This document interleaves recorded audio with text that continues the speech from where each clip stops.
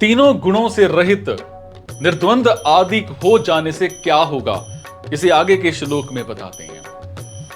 सब तरफ से परिपूर्ण महान जलाशय के प्राप्त होने पर छोटे गड्ढों में भरे जल में मनुष्य का जितना प्रयोजन रहता है, अर्थात कुछ भी प्रयोजन नहीं रहता, वेदों और शास्त्रों के तत्व से जानने वाले ब्रह्म ज्ञानी का संपूर्ण वेदों में उतना ही प्रयोजन रहता है, अर्थात कुछ भी प्रयोजन नहीं रहता।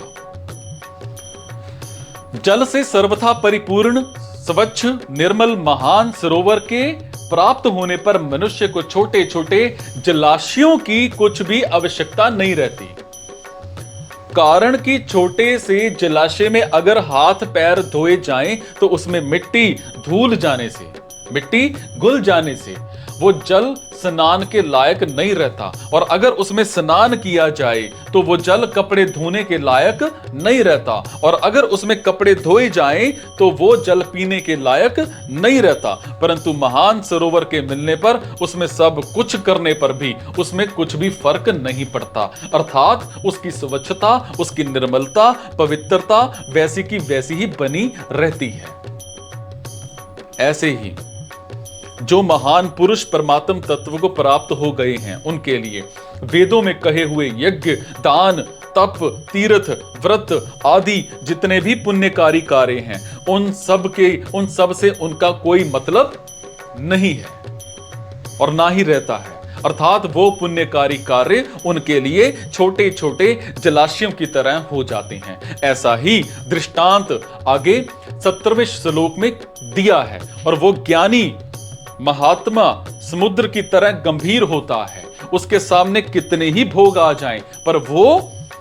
उसमें कुछ भी विकृति पैदा नहीं कर सकते। जो परमात्म तत्व को जानने वाला है और वेदों और